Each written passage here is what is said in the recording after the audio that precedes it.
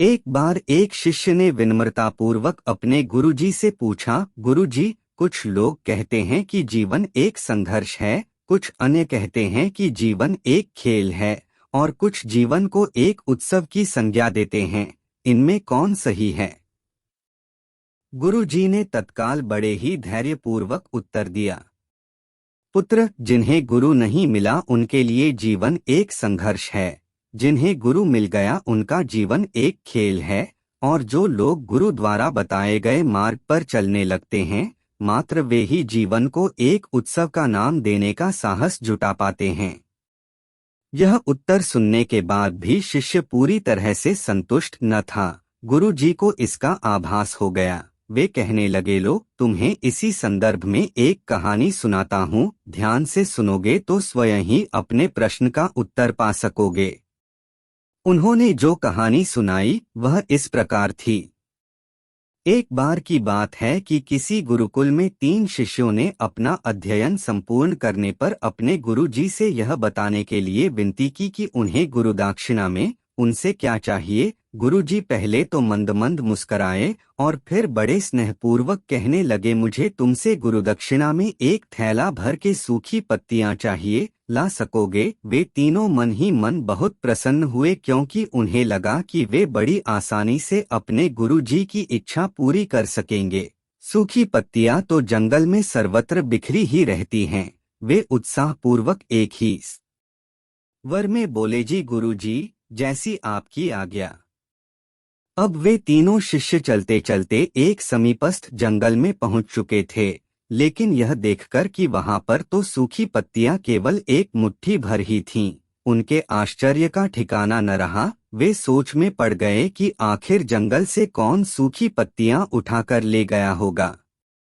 इतने में ही उन्हें दूर से आता हुआ कोई किसान दिखाई दिया। वे उसके पास पहुंचकर उससे विनम्रतापूर्वक याचना करने लगे कि वह उन्हें केवल एक थैला भर सूखी पत्तियां दे दे। अब उस किसान ने उनसे क्षमा याचना करते हुए उन्हें यह बताया कि वह उनकी मदद नहीं कर सकता, क्योंकि उसने सूखी पत्तियों का ईंधन के रूप में पहले ही उपयोग कर लिया था। अब वे तीनों पास में ही बसे एक गांव की ओर इस आशा से बढ़ने लगे थे कि हो सकता है वहां उस गांव में उनकी कोई सहायता कर सके।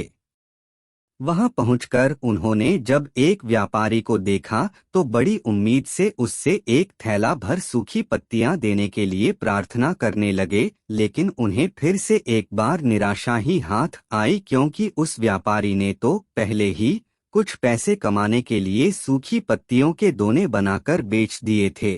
लेकिन उस व्यापारी ने उदारता दिखाते हुए उन्हें एक बूढ़ी माँ का पता बताया जो सूखी पत्तियां एकत्रित किया करती थी।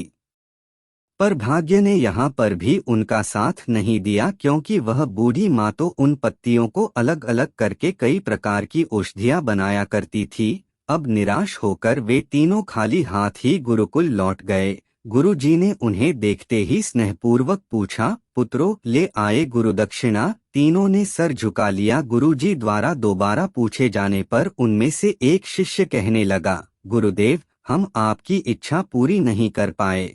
हमने सोचा था कि सूखी पत्तियां तो जंगल में सर्वत्र बिखरी ही रहती होंगी, लेकिन बड़े ही आश्चर्य की बात है कि लोग उनका भी कितनी तरह से उपयोग करते हैं। गुरुजी फिर पहले ही की तरह मुस्कराते हुए प्रेमपूर्वक बोले, निराश क्यों होते हो? प्रसन्न हो जाओ, और यही ज्ञान की सूखी पत्तियां भी व्यर्थ नहीं हुआ करती, बल्कि उनके भी अनेक उपयोग हुआ करते हैं।